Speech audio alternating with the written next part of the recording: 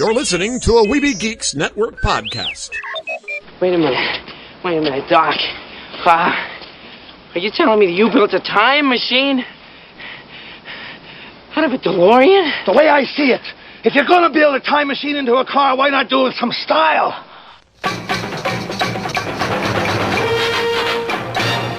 The Neverland Podcast, episode 98. Up to Neverland.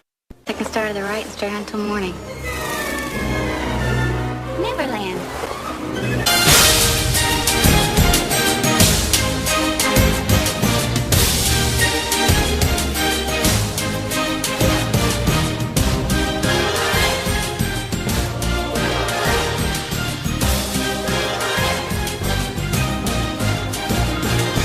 Good morning, Neverland. Flux capacitor activated. Now we'll just program the date. October the 21st, 2015. And hit the gas. Here we go.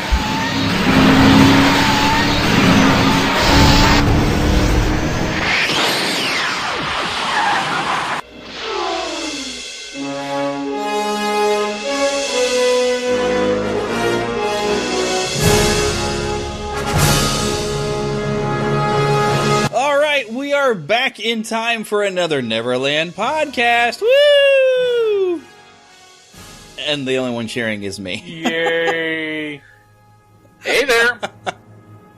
Yes, we have Lost Boys Jesse and Eric with me today, and of course I am Jeremy, your Spider-Pan, reminding you to once again take your pixie out of your pocket, spill some of that pixie dust around, and get your happiest thought, because we're flying away to Neverland, because where we're going, we don't need roads. Actually, I guess we do, because we never got our flying cars that we wanted. I'm still waiting for my hoverboard.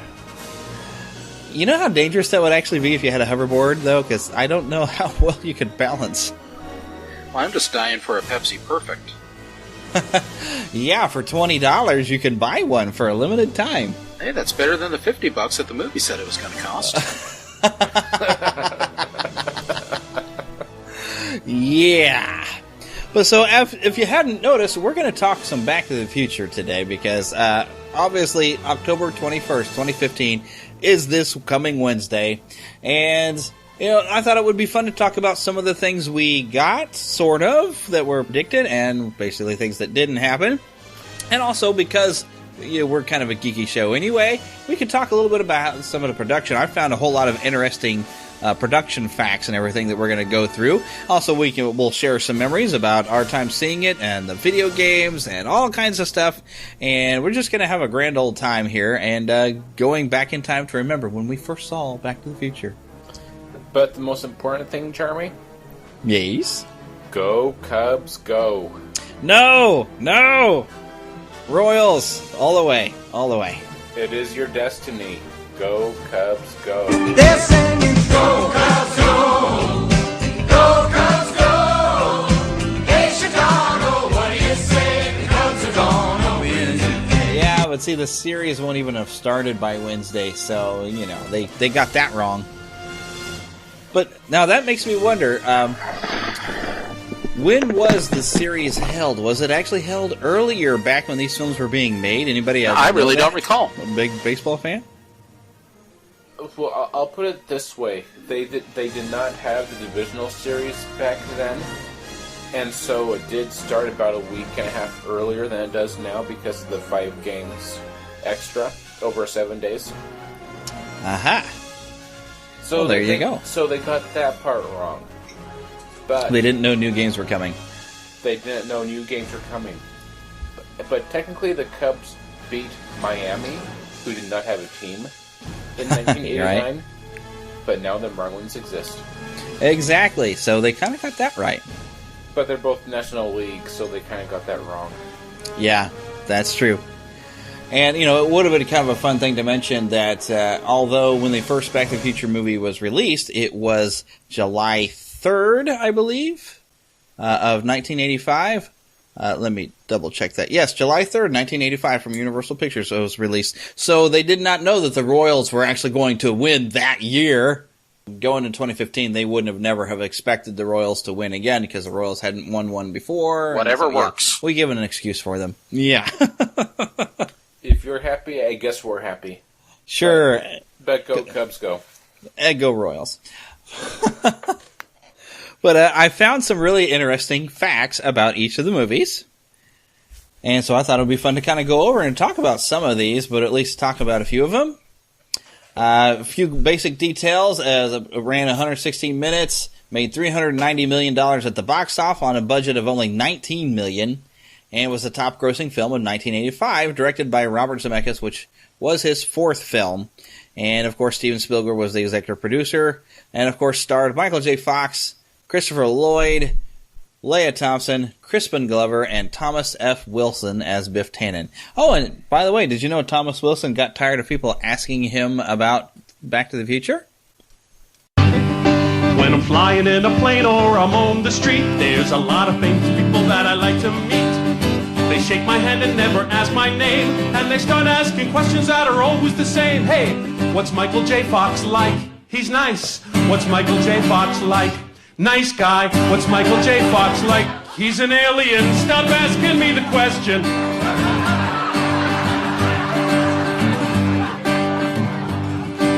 I went to the bar mitzvah of my nephew Josh. Now I'm not Jewish, but I like to nosh. Put on my yarmulke, started to pray, when the rabbi leaned over and I heard him say, hey, was that real manure? No, it wasn't. Was that real manure? No. Was that real manure? It's a movie. Stop asking me the question. Can we take your picture? Come on, look mean. Would you call my friend a butthead on his answering machine? Hey, questions just fill my head.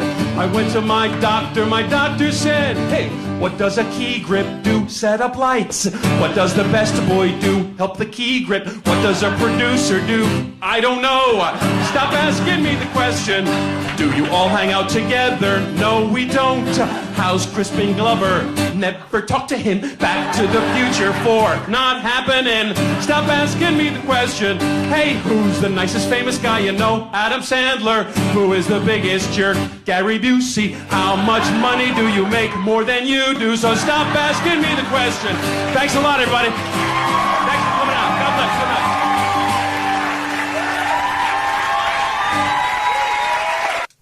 Oh, here's something, the next fact in here. I'll let Eric read this one off here because he actually was talking about this last week. Well, yeah, the main writer was Bob Gale, and he's actually the one that's writing the Back to the Future comic book that's coming out on the 21st. And the basic idea and plot behind it, what sparked his imagination about this story was he found his father's yearbook, and he saw his father's picture in the yearbook, and he got to thinking, you know, if I'd have gone to school with my dad, would we have been friends? And his answer was no. But, yeah, it was, you know, looking at that yearbook and, you know, thinking about this, you know, would I have known would my dad have been somebody I hung out with? You know, that was the spark and the inspiration. You know, it also comes from the irony of nagging parents who, you know, tell their parents, you know, the parents tell their kids, you know, you don't want to do that, you know, when talking about bad habits. And secretly the parents were doing the bad habits themselves when they were young. You know, like Lorraine, who, you know, in 1955 is shown drinking and smoking and parking, and George being a peeping Tom, you know, his mom's, you know, basically, you know, giving Marty grief in 1985 about, you know, having the car and going out camping with his girlfriend. Oh, and no girl should ever call a boy. Exactly. So but, then you see her behavior. Huh? Mm-hmm. But you know, this movie does have a Disney connection. Yes, indeed. You know, Disney, well, they went to several different movie companies to produce this film. Disney was one of them. Most of the movies at that time wanted to make it more risque. You know, the big movies at that time were Meatballs and Porky's, and, you know, they were looking something more along those lines. Disney was too concerned about the relationship between Marty and his mother. Yeah, because she tries to park with him. Exactly. Creepy. But, you know, again, you know, look at what was popular at that time. Fast Times at Ridgemont High, Revenge of the Nerds, Yeah, you could definitely see how other studios wanted to take this to that type of a level. Yeah, and it probably would not have done near as well. Oh, certainly not. Yeah, because right now it's a great family movie. You can sit down with your kids, and everybody can enjoy it, and it just never dies. Mm-hmm. But, this is kind of interesting. In the original script, Doc Brown and Marty were going to sell bootleg videos in order to fund the time machine. But this plot point was removed at Universal's request because they didn't want to be seen as promoting piracy. But yet it's okay to have him taking nuclear materials from Libyans in order to make a bomb for terrorists. Well, they of course didn't have it a is. problem with that. Well, that's espionage. That's a lot different than movie piracy. That's going to affect the studios itself.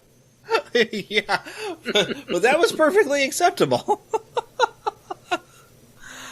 Very, very funny how that works. Well, another thing about that original script, the time machine was going to be an atomic bomb-powered refrigerator. And the concern was that, you know what? Refrigerators in the 1950s, they had latches that you couldn't release from the inside. It's not like today where, you've got a magnetic strip holding the doors closed. Yeah, I wonder if Steven Spielberg ever came up with any ideas how to use that in any other movies. I don't know, Indiana Jones, The Kingdom of the Crystal Skull? Wait, right. What movie? Indiana Jones and the Kingdom of the Crystal Skull. Never happened. Nuclear fridge. Never happened.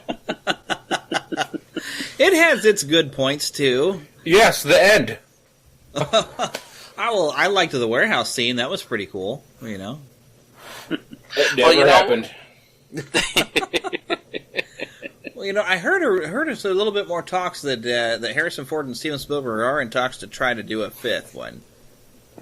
I've been hearing some stories and some rumors, so I don't know that anything's happened, but there's been a little bit of... Let's do a fourth one before we do a fifth one. And remove Shia LaBeouf from it, right? Who? That one guy that was in those Transformer movies.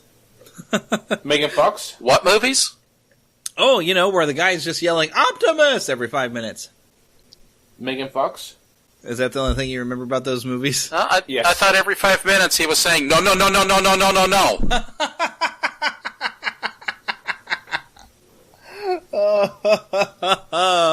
Pretty much. But hey, but getting back to the Future, the time machine did go through a few permutations between being a fridge and the DeLorean. At one point it involved a laser, a large car wash structure, and also they had talked about having the DeLorean having its flux capacitor powered by driving straight into a nuclear explosion. Well, maybe that's how they meant for the 1955. Maybe instead of the lightning bolt, we need to get some nuclear power, so let's drive it into an explosion. If they could figure out how to have one in 55, Exactly. Find a pesticide or something where they're still doing tests, or Well, that would ruin the trilogy. You need.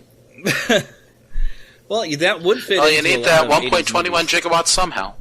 Yeah, because in the 80s, there's a lot of movies about a nuclear bomb and the destructive capabilities of them. I mean, Real Genius, War Games. It was kind of a common theme of nuclear weapons. There's even a Superman movie about nuclear weapons. Or that might be one of those movies we can just deny was ever made. Lasai. Yeah. Well, did you ever hear about Sid Sheinberg's suggestion as to what the title of the movie should be? I know it's something about. I know that Darth Vader. I'm Darth Vader from the planet Vulcan. I think maybe it was going to be the book, was Spaceman from Pluto. Yeah, Spaceman from Pluto. He was the head of Universal, and apparently he thought that nobody would see a movie with future in the title, and wrote the memo to Robert Zemeckis saying that the title needs to be changed to that, Spaceman from Pluto, to tie into that whole, situation with Darth Vader from the planet Vulcan. But everybody was worried, thinking, okay, this is totally going to make the movie tank.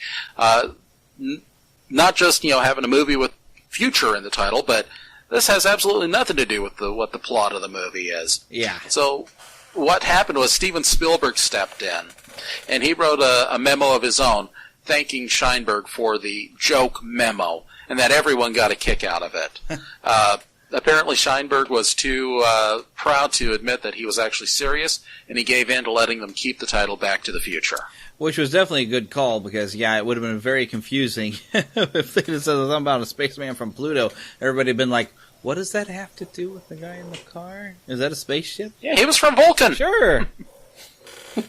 Which, I'm sorry, is still probably the funniest line in the entire movie. I always fall over with that. I am Darth Vader. I've come from the planet Vulcan.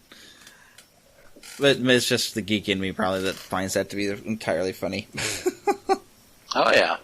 Well, obviously that sequence had an effect on George and affected his future life. Yes, it must have, because then he was really secretly George McFly is the pen name, or George Lucas is the pen name of George McFly, and so, that inspired him to write about Darth Vader, and yeah, that's what happened, sure. Well, can we all at least agree that Christopher Lloyd was the perfect choice for Doc Brown? Oh, yeah. Oh, definitely. Definitely. I mean, there were other considerations. John Lithgow, Dudley Moore, and Jeff Goldblum were all considered for the role as well. Now, Dudley Moore would have been interesting. I will say that, but yeah, I can't see anybody but Christopher Lloyd pulling that part the way he did. I mean, I can see Jeff Goldblum, but at the same time, I can just hear him saying, you were so busy thinking about the future to think about, should you go to the future? Yeah. You didn't stop about if you should, instead of you worried about if you could. And he would have worked pretty well because if you, at the age he was at the time, for being a younger Doc Brown in the 50s. But, well, I guess we can picture him older now, because in, 2015, you see him doing these credit card commercials or something. And you do see him as the older now, but yeah, it would have been a very different Doc Brown. But they almost had Eric Stoltz playing Marty, though, at one point. Oh, it wasn't almost. It did happen. Yeah, it happened. Family Ties. And from what I understand, it came to the point where Robert Zemeckis and Eric Stoltz came to an agreement that he wasn't getting, fitting into the comedy aspect of it. And they had to let him go. However, Michael J. Fox was their first choice for Marty McFly, and fortunately, they were able to get him for the movie. The entire reason why they went with Eric Stoltz was on Family Ties. Meredith Baxter Birney was out on maternity leave, and the producers of that show did not want to give up, a second star of the show to go and do a movie. That would leave their cast with Justine Bateman and Michael Gross and not much else. And really, Michael J. Fox was becoming kind of a household name thanks to Family Ties. I mean, he became very popular. Oh, very much so. Very much so. So, I'm sure you know that what they had, the concessions they had to make was that Michael J. Fox had to work at night and on the weekends. He would get up at, in the morning, fulfill his responsibilities at Family Ties. Then at 5 o'clock, he'd have a station wagon meet him so he could take a nap as that drove to the set for Back to the Future, and he filmed all night, went back home, got a couple hours of sleep, and started back at Family Ties the next day. That guy's a machine. Oh, man. I can't imagine even, gosh, I have a hard enough time just working nights at all. Acting is a love. Yeah, you definitely have to have a kind of a passion in there. Oh, yeah. But it turns out, Ralph Macchio actually turned down the role of Marty McFly, thinking the movie was about a kid, a car, and plutonium pills. I wonder if it's because they were circulating the name of the spaceman from Pluto. Could have been. Could have been. Yeah, my goodness. That's about as interesting as Tim Robbins being considered for a Biff. Yeah, well, he is tall. So, but yeah, I don't think, there's something about, Thomas Wilson just had that charm as a bully where he was hilarious. Yeah, and you know, this was really only his second feature film that he was in. He had previously had a very bit part in another movie. It was a blink and you miss it type of thing. But growing up, he actually says he was more like George McFly growing up than Biff Tannen. Well, being tall, he might have been kind of lanky and then filled out later, I suppose. Oh, yeah, definitely. So what are y'all's memories of seeing the first movie, when the first time you saw it? You know, I don't remember the first time that I saw this. I know that it was on home video. I never saw any of these movies in the theater. But, you know, it was just the entire whole concept and everything going on with the movie. You know, from that moment where he goes out to the Twin Pines Mall at the beginning to when he comes back to the Lone Pine Mall at the end, you know, just all the way through, just terrific. And I remember talking about this movie with other kids, you know, riding the bus to school. We kept saying, oh, did you know that they're making a sequel and they're going to go back to prehistoric times? There's going to be a dinosaur in it. You know, that everybody I talked to said that was going to happen, and this was long before there was any, you know, confirmation that a sequel was going to be coming. But, you know, just everything from the sci-fi aspects to, you know, the total 80ness of it all was just, you know, I don't even have words really to fully explain it. It was just one of those movies that came out at the perfect time and had the perfect response. And how about you, Jesse? What's your earliest memories of the first film? I remember seeing it at my best friend's birthday party. It was a slumber party. And just, we were watching it at the end of the night. And just, it was a fun thing. I was too young to get what time travel really was. It's like, yeah, that'd be cool. But it didn't mean anything to me. It didn't, like, if I had a time machine now versus if I had a time machine when I was 9 years old, completely different concept story what I would do with it. I think I'm the only one of us that did see it in the theater. I remember seeing it in a mall theater, and boy, we were excited about it because, you know, we were Family Ties fans, and, you know, we liked Michael J. Fox, and then like, oh, look, he's in a movie, we're gonna go, and so we went excited and really enjoyed it, laughed my way through the movie, and when they did To Be Continued at the end, we were looking for a movie poster outside saying when that sequel. Every time we went to a movie, we were hoping to see a poster for Back to the Future Part 2, you know. But as it actually turns out, they weren't planning to do a Part 2. What? Which is kind of weird. They didn't plan to do it originally. They mentioned this on the DVD commentary that they weren't interested in doing a sequel, but they wanted to leave that open ending because it was like a final joke.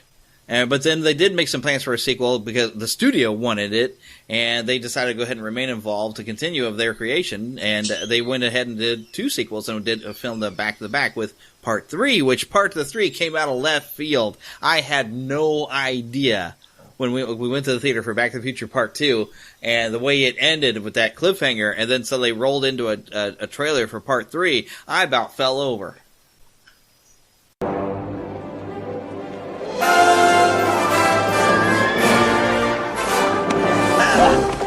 Baby, fly!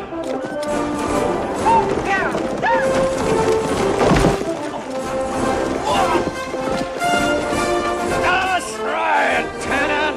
Come on, run with the name!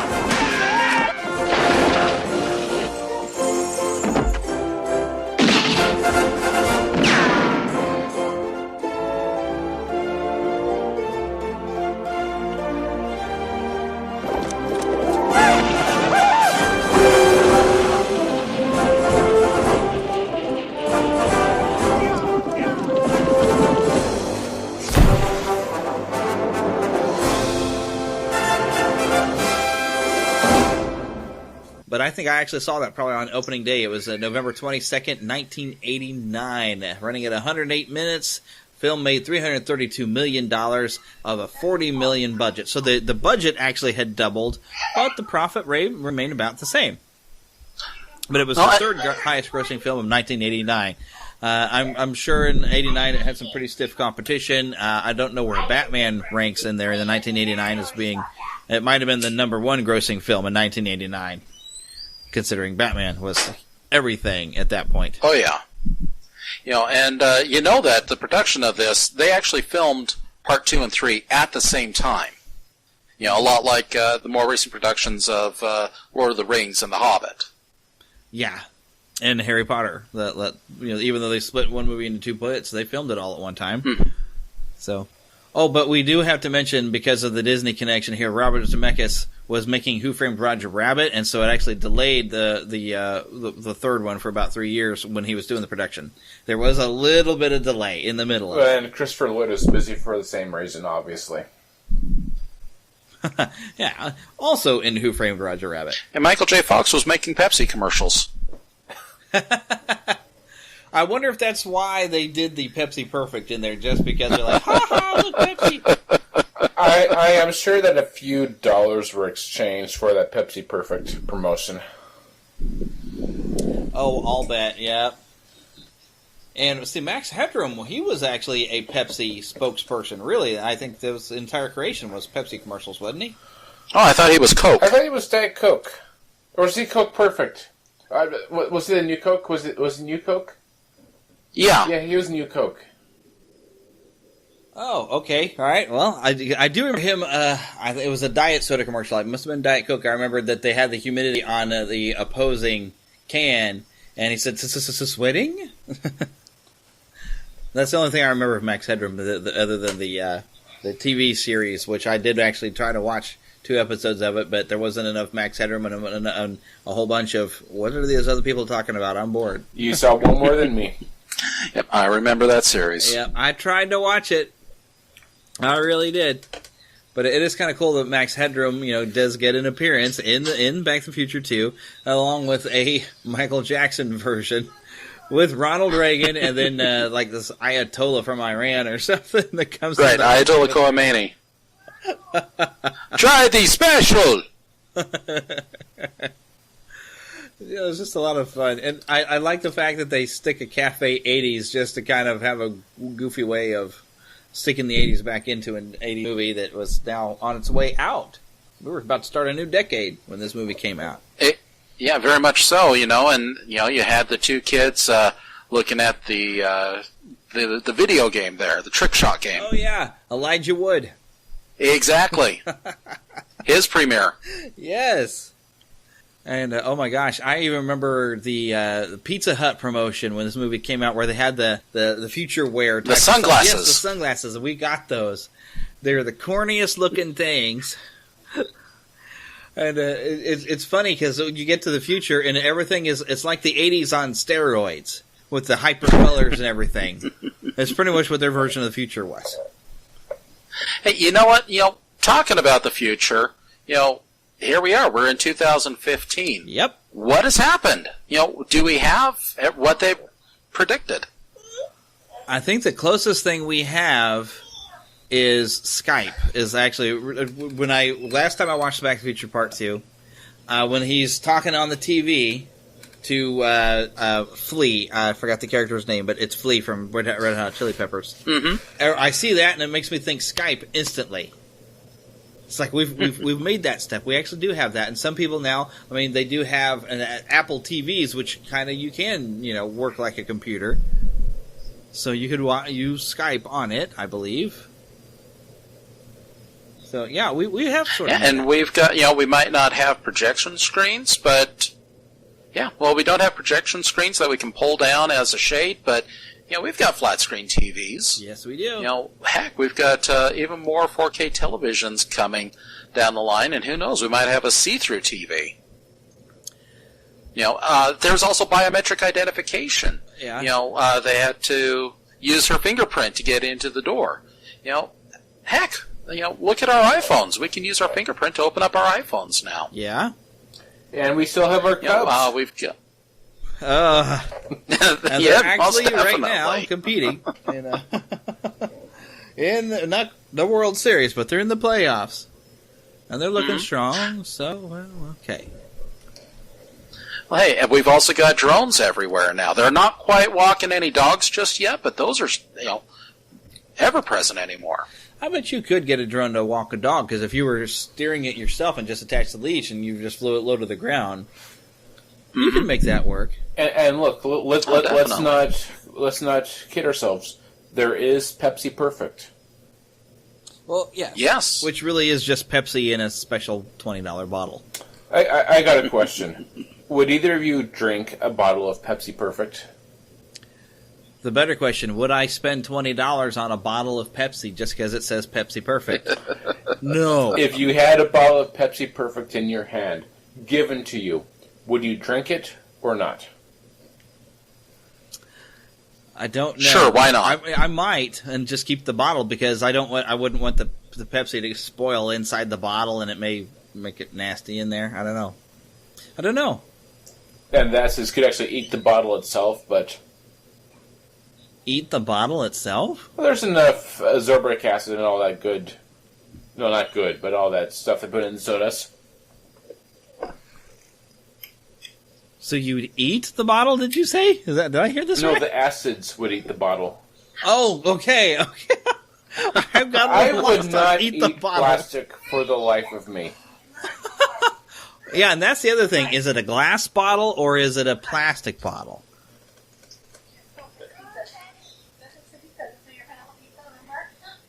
Oh, and there's Eric's family. Yeah, my family's coming in. They got pizza. Yeah, the funny thing is that in the movie you actually still did have phone booths and fax machines going, and well, I guess you do. You know, there was that funny video they had with Christopher Lloyd and Michael J. Fox where they're talking about fax machines, and yeah, really people don't send faxes anymore, but it's still a possibility. Now, what you would do probably is scan the image in and email the image of the document to somebody. Well, hey, I deal with faxes every day at work, so they're still used, just not quite as prolific as they're shown in the movie. Absolutely. Yeah, I don't think they could have Yeah, predicted with being the internet. fired. But, you know, hey, let's take a look at a few other things. You've got Jaws 19 in 3D, even though the shark still looks fake. Yeah, very much Yeah, so. how many 3D movies? You know, every major release anymore is a 3D movie. You know, just this year we've had Avengers, we've had Jurassic World, we've had Ant-Man. Again, those, that's just off the top of my head. Yeah. Well, of course, the difference. Okay, come on, jump in, help out. And it's close, but they actually had like a Holomax, like the entire movie would be with holograms. So we have not got to that point yet, but there was. Well, you mentioned Max Headroom earlier. We were close to that. With Max Headroom, we were definitely close to having 3D. Yeah. Mm-hmm. Well, hey, holographic displays. We have had exactly. them. I was getting Tupac out in Coachella in 2012. Michael Jackson's still around. He's dead. In what form? But yeah, I mean, these holograms are, performances are becoming a bit more common anymore as well. Yeah, so and they even had the thing on YouTube where you can find the videos, but you learn how to take like a CD cover and cut it just the right way and make a little prism you set on top of your phone, and you can have pretty much a holographic image from. Oh yeah. So I mean, we're kind of getting around to stuff like that, and then if we do ever get like a good solid holographic technology, we're going to take that Star Wars step and have our phones are going to now have hologram type of things going on, and because we already have video on our phones, we've made that leap, so it's coming. Oh yeah, and there is technology out there where they are getting close to it, so it's pretty amazing. Speaking of technology getting close, how many times have we heard this just this last year about hoverboard technology coming out? Yeah, I think people were desperate to make it happen. They really wanted it. Yes. So we have like the magnetic one that you had to be on a certain metal plate, and then it actually would work with magnets. And yeah, I'm still waiting for my self-tying Nikes. Yeah, the new trend appears to be with kids that just don't even tie their shoes, so that almost is like self-tying. Yeah, I can't tell you how many kids on that bus. Can I for once say... Just tie your shoes, you're going to fall down on the bus. And they just act like I didn't say anything to them. Well, hopefully no kids are getting on the bus wearing their pants inside out. Oh, well, they got their underwear showing on the outside, pretty much, so... Too true. At least the kids that I go on in this bus, I tell you what, some things never change. Well, one thing that I hope changes here in the future is that we'll have those flying cars. Yeah, well, get those hover conversions. There was some video. If you search on YouTube and everything, there's a company that has made a car that did convert to a plane. I did watch this. Where they drive it to an airport and it automatically converts, has the wings come out, but then you got to take it down a runway and launch it. So it's like we're getting close, but not quite there. Well, even with all the changes in technology in 2015, both real life and in the movie, we do know that, has anyone else seen an almanac out there? If I was going to produce a sports almanac, I would get the rights from Universal to make it look exactly like the book. Although I think, the book in the movie, I think only went up to the year 2000, though, didn't it? In 1950 yeah, that's right. To 2000, yeah. Yeah, because it was in like a used bookstore, I believe, something like that. But with that wonderful dust jacket before they had dust repellent paper. But now here's the interesting thing, something that they could not have predicted. If Marty McFly had went into a store this year with old money like that, they would have looked at him funny. Because they changed the dollar bill, and you cannot find those old dollar bills from the 80s anymore. Everything's these new bills. Well, but you forget, Doc gave Marty $50 to buy that Pepsi Perfect. Oh, yeah, he did. Yeah, okay. So, yeah, Doc did have some future money. Okay, so never mind. But that would have been interesting, though, had he used his own pocket money, So, okay, so never mind. Oh, but one of the fun things, though, about Back to the Future 2, and, when I first saw it, I had not noticed it, and I don't think I realized it until I, probably maybe when I got the Blu-rays and I watched them back to back, that suddenly Elizabeth Shue was put into the role of Jennifer instead of Claudia Wells. Because she was not able, she had actually, Claudia Wells, who played Jennifer. What, they changed something? Well, Claudia Wells had played Jennifer in the first one, but she had stopped acting because her mother was diagnosed with cancer. She did come back in 2008. She did an independent film called Still Waters Burn. So Elizabeth Shue actually took the role. And the funny thing is they actually really didn't want to keep Jennifer around because they weren't really planning to do much with her, which is why Doc just knocks her out at the beginning of the film, and they use her a little bit for some jokes. But they just had to pick up from exactly where they left off with Jennifer at the end of the first movie. But like I had mentioned, they weren't really planning to do a sequel. It was just supposed to be a final joke. But then, of course, when the sequel comes around, they're like, oh, great, we got Jennifer stuck in there. What in the world are we going to do with her? So they knock her out. Well, yeah, the entire joke of, she can come too, because this your kids. Yeah. That come back to bit them before you know where. Yep. So, really, really kind of fun thing. And this, definitely, this is the darkest chapter in the trilogy, which, second part, I guess, is supposed to be your dark chapter. Because as soon as we get back to 1985 and we have Biff World, I mean, it's suddenly not very funny. It's downright depressing for a while. Oh, yeah. Quite different. And, something that I don't think anyone expected would have happened was, if we make this slight change to history, what's going to happen? Yep. And to me, that's the way, when I think of time travel and how it works, I always think of the Back to the Future style principle where, you made an alternate timeline because of an event. And being now a Doctor Who fan, you have all the timey-wimey, wibbly-wobbly where you can get away with weird things because something that you're going in the past to do has actually already happened. And the future you're at has already been affected by whatever you're actually doing now. We just didn't know that we had done this in the future. And it's almost like in the current Flash television series, they're doing the same thing where, oh no, stuff that's already happened in the past has already happened, even if the guy Eobard Thawne from the future never existed because his ancestor in our regular time killed himself and never had any children, so this guy shouldn't even exist, but he's in our past. He's still there, and we can't change that. Which is weird to me, because to me it's Back to the Future. It's like, okay, this event caused a completely different timeline, and everything has changed. Yeah, but, what interesting changes, just that simple fact of Biff getting some form of future knowledge completely changing the outcome of what would happen to Hill Valley over the next 30 years. But that does beg the question, if you had a chance to go back in time with something like a sports almanac and give it to your younger self, would you have gone back to do it? Like if there was an almanac this year and you had a way to travel back to yourself when you're about to, turning 18 and you could legally gamble on stuff, would you go back and do it? Or would you be afraid of what you could wreck? Well, there's that whole space-time continuum thing. Could it be a completely alternate timeline, or... Yeah, now you're going all Star Trek on us. I would do it. I would do it. You would do it? Well, even if you might end up becoming ruler of the world because you were rich? Well, if I can speak candidly for a minute, I would go back to my younger self and say, don't make these choices you made. Don't look at the almanac. Just don't... Never mind, I won't go there.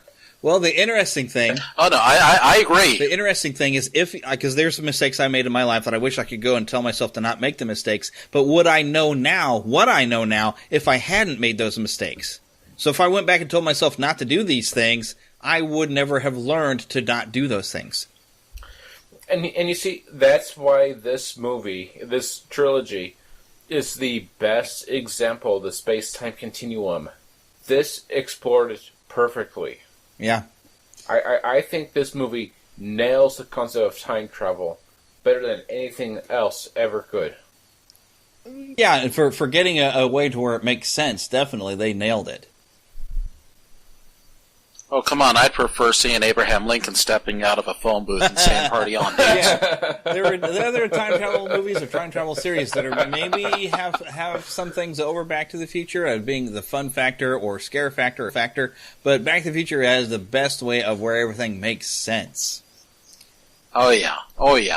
And the way that everything works out and resolves, Marty going back to 1955 in Back to the Future 2, that wasn't the original plan in the script. Makes you wonder if they had thought at one point to really go ahead and do the dinosaurs.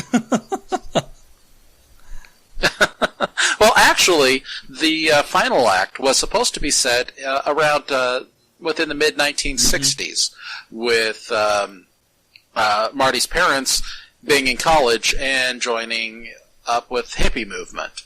And there were a lot of ramifications coming from that type of a thing.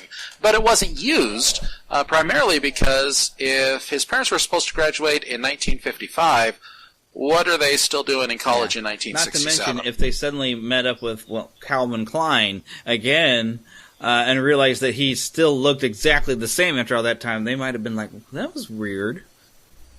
I mean, and I still have to wonder why they don't ever... Well, I mean, at what point did George McFly have this conversation with Lorraine? Why does Marty look so much like Calvin Klein? Did you run into him again? I mean, how is he not going to, realize he looks just like him? Well, hey, your memory can change over 30 years. Definitely. And nobody took a picture of Calvin Klein at the time, so you can't reference back wait a minute, did you cheat on me? Why does he look just like this? So, but one thing I've got to throw in there, just because he's been a previous guest, was Jeffrey Weissman, who was casting George. That they did some molds of Crispin Glover to make him look like Crispin Glover, where he came in and actually played George McFly in Part 2 and Part 3. And I do want to go ahead and remind everybody, because we talked about this when Jeffrey Weissman was on the Neverland podcast, about this cruise to the Caribbean. This is for charity.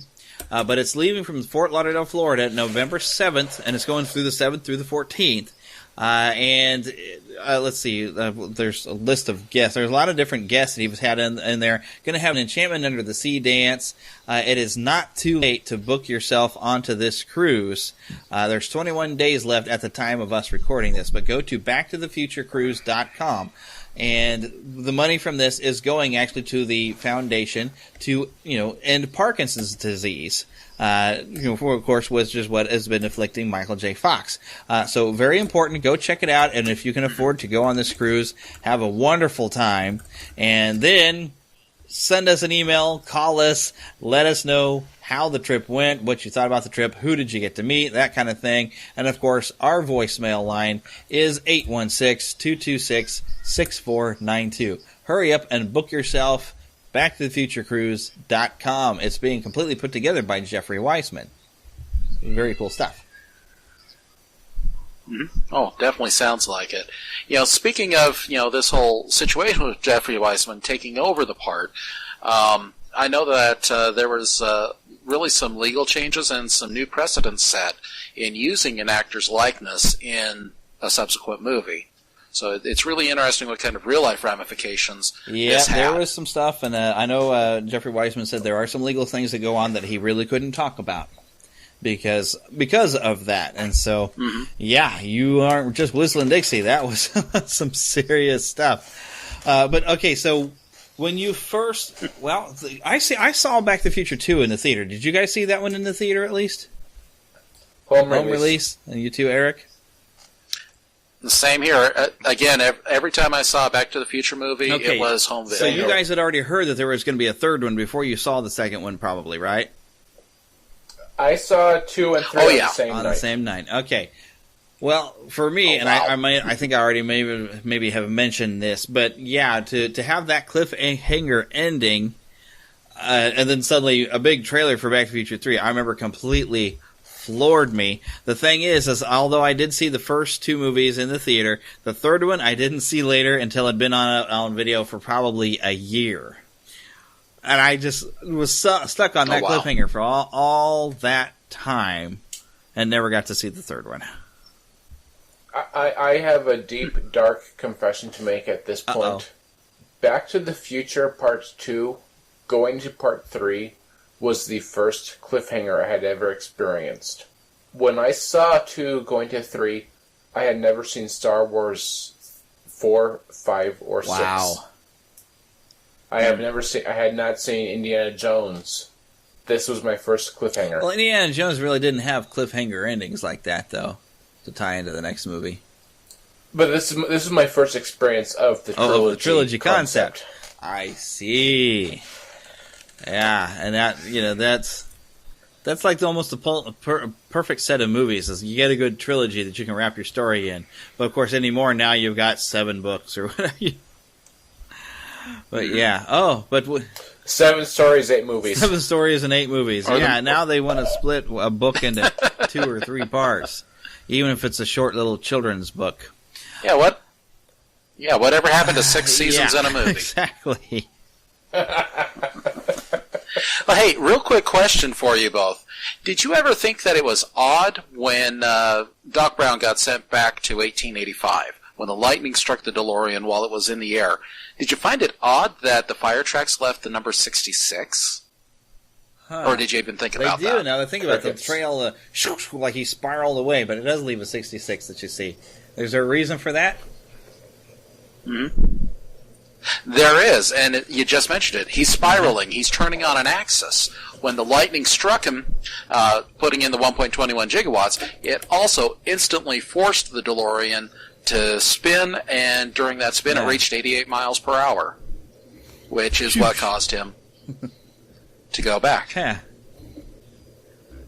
But speaking of going back to 1855, and I do like that there's almost a symmetry to the trilogy when you think, okay, so 85 goes back 30 years to 55, goes forward 30 years to 55, but then goes back 100 years from 55. Oh, no, it's 1885 is when he goes back. No, that's right. It is post-Civil War. 1885. So it's going back 100 years just to throw us off. Yeah, but... it just seems to fit very well. And, I mean, they really did a good job with Part 3 of just making almost a satire of a spaghetti western in its own way. It's just completely a western movie just because, if you had the option of doing a time travel movie and you wanted to have a certain type of time period, you could either theme and have some fun with maybe a Renaissance, maybe dinosaurs or something, but doing a western is like the great American version of a time travel, Mm-hmm. Mm-hmm. Well, and hey, you go back in time, what better name to pick than Clint Eastwood? What kind of stupid name is that? Well, and in Back to the Future 2, this was something that was, and I'm blanking out on the word, it was foreshadowed when Marty goes into Biff's apartment, and Biff's there watching, A Fistful of Dollars? Or Good and Bad and the Ugly? He's got a Clint Eastwood Western right there on his TV that he's watching as he's sitting there in his hot tub. Yeah, I kind of remember. But they asked Clint Eastwood for permission about his name to be used for Marty in the film. He consented, and he was tickled by the homage. Because, Clint Eastwood is just that cool. Mm-hmm. Well, and at the drive-in, when he goes back to 1885, there's a couple of movie posters on the drive-in's wall showcasing Revenge of the Creature and Tarantula. These are both films released in 1955, which contained some of the first film appearances of a then unknown Clint Eastwood. Really? That is cool. Yeah. But even more amazing than that was that they initially considered for the role of Mayor Hubert to be President Ronald Reagan. A former Hollywood actor, and he reluctantly turned the role down. Yeah, probably because he was getting old at the time. Well, and and one of his speeches, ended with, "Where we're going, there are no roads." Exactly. But some quick details, though, about Part 3. It was released May 25th, 1990, day before my birthday. Funnily enough, same day as Star Wars, only, about 23 years difference. It ran 119 minutes, and it made $244.5 million from a $40 million budget. So it's still twice the budget of the first film, but did not make as much money as the previous two films. But it was the sixth highest grossing film of 1990. Now, why do you think this one didn't make as much money as the other two? That's a very good question. Because I'm trying to think, in 1990, everything had turned Teenage Mutant Ninja Turtles at that point. Well, and, Westerns really had declined. I mean, I think probably the last good Western before that time would have been probably Silverado, and nothing until Unforgiven another year or two later. Which, there we go, another Clint Eastwood movie. What was first, Unforgiven or Maverick? Unforgiven, I think, might have been first. Yeah, it was Maverick. Unforgiven, I think was like junior in high school. And then Tombstone, though, I think Tombstone became more of a cult hit after it was on video. Because I remember when it was in the theaters, I don't ever remember seeing a commercial for it, but I remember it being in the theaters only because my brother went to go see it when the rest of the family had went to go see a different movie or something like that. And, then I saw it later when it was on video. So Tombstone was actually one of the, last great westerns of that time period, but it was kind of an underground thing that we all know it now. But I don't remember that it was a big box office, Yeah, and I remember that and Wyatt Earp coming out at about the same time, and again, those were both mid-90s. So, again, after Unforgiven. I never did see Unforgiven. You know what I find amazing about this Part 3, the end of the trilogy? It actually earned more money than the end of another trilogy. It earned more money than Godfather Part 3 that came out the same year.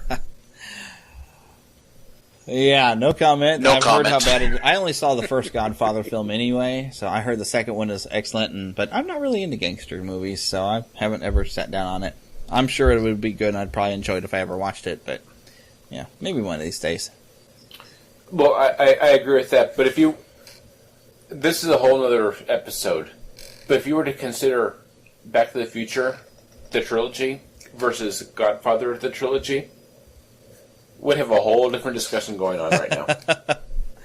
The only thing I can comment on The Godfather is the Mario Puzo, or however you say his name, who wrote the Godfather books, also wrote the first the first two Superman movies, but I think they diverted a lot to make the second film, and it wasn't quite up to what he had originally had written for it.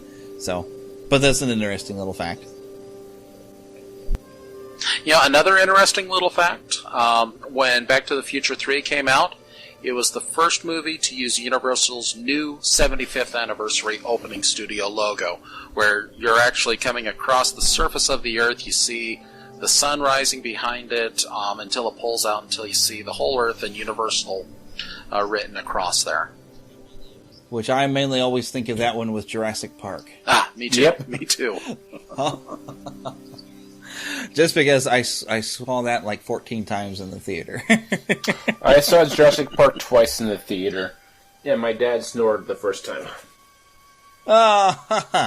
And yeah, he's snoring in the theater, and everybody's like, "Is that a dinosaur sound? What is that?" It was during the climax. I was like, Really, Dad? Come on! Well, there's kind of a cute fact, though, that I kind of like that. But Doc's kiss with Clara was actually Christopher Lloyd's first kissing scene in his entire movie career, which had already been spanning for, a couple decades, because I think the earliest movie that at least I'm familiar with Christopher Lloyd was One Flew Over the Cuckoo's Nest, which I don't remember. Was that in the late 60s or early 70s? I don't remember.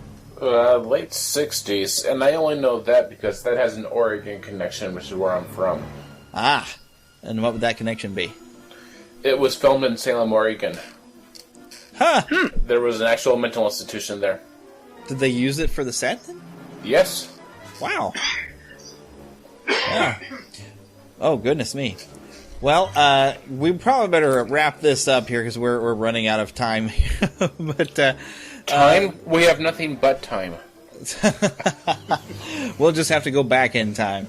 But this has been kind of fun, and I tell you what, everybody find a way to celebrate on the 21st. Find a theater that's showing Back to the Future Part 2, or just sit with the family and watch the trilogy on your DVD or Blu-ray. And in fact, I bet you could find a television station showing all 3 movies before then. Oh, I'm sure of it. I know I've seen that at least the third movie was playing sometime earlier today, so it's going to be available. All 3 last night. If you have Universal, I'm sure it's there you go. Universal. Yeah. Now here's kind of that interesting question. Okay, so currently they are remaking Ghostbusters, yet another 80s classic. If they ever decided to remake Back to the Future, and I'm not saying a sequel, I'm saying completely remake it, do you think they could do better or as good? Yeah, I, for one, don't think they could do as good, but that's something that I've considered myself is, here it is 2015, we've got 30 years on the original movie. How would a movie set in 2015 and, today look? What would the future in 2045 look like? It could be interesting to explore that concept, but, I think that collectively as a culture, we've got too much love for this movie, and I don't think we'll see anything like that. And I don't think that if anything new came out, that it would measure up to the original. Yeah, that's kind of what I think about Ghostbusters with remaking. I could handle a sequel if everything they were doing was for a sequel. That'd be great. But trying to remake it, I'm like, you can't recreate lightning in a bottle like that. Yeah, Ghostbusters 3 would be much better than Ghostbusters Redo. But I'm thinking 2015, Back to the Future, going back to 1985, and then going back to 2045. I just don't see it happening. Yeah. I just can't grasp that concept. Yeah. Now, Christopher Lloyd did say that he would be willing to come back if they ever wanted to do a 4th one, but just because an actor says they're willing to do it doesn't mean you have anybody else who's sitting there saying, yes, I have an idea for it. Let's go. But if they ever did, we would definitely be willing. In fact, I think it would actually be it would be funny if you did have like Marty's son go back to 85 or whatever, and to run into Marty. But you'd have to have Michael J. Fox play Marty's son again, and he's a lot older than he was, and Parkinson's has definitely taken its toll on him. So, but it would be an interesting concept for a 4th one to have one of his kids go back to 1985 and. Maybe it would be interesting because with the time travel being maybe more disastrous than Doc thinks, that maybe he would have to send his son back to stop Marty from ever getting in the car. I could see an interesting mashup being done between Back to the Future and Doctor Who. Yeah, of course, the best mashup would, of course, be a Doctor Who with Bill and Ted, because really Bill and Ted's phone booth, I think, was a complete rip-off of the police box. Well, definitely, but I'm not looking at Bill and Ted right now. Keanu Reeves, sorry, sit down, you're done. Let's look at Back to the Future and Doctor Who and see what we can do there.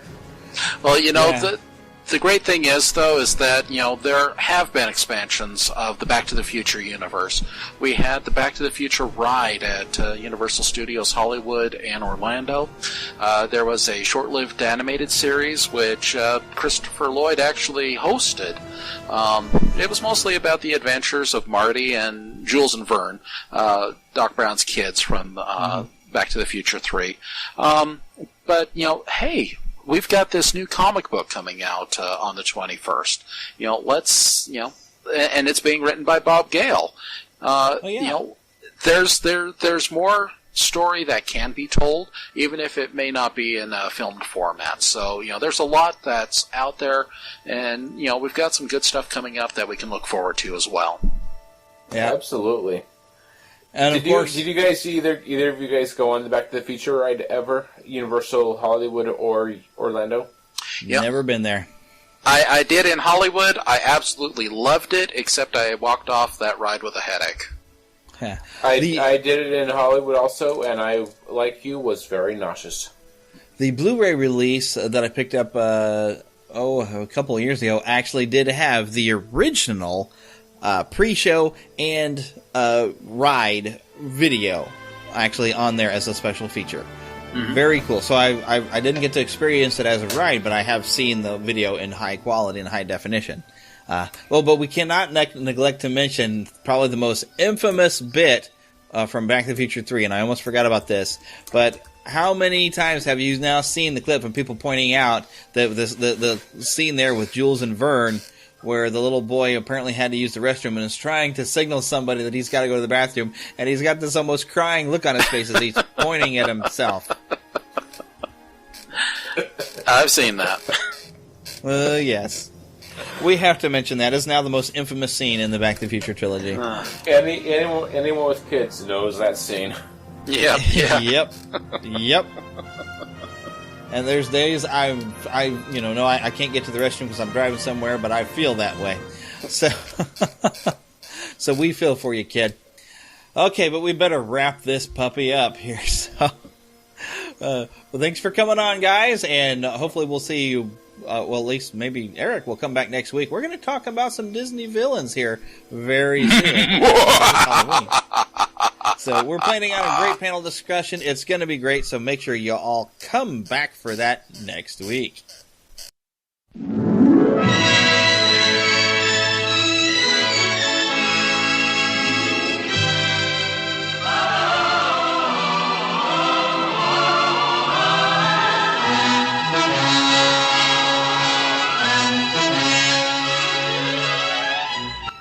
All right, well, that wraps things up for this week.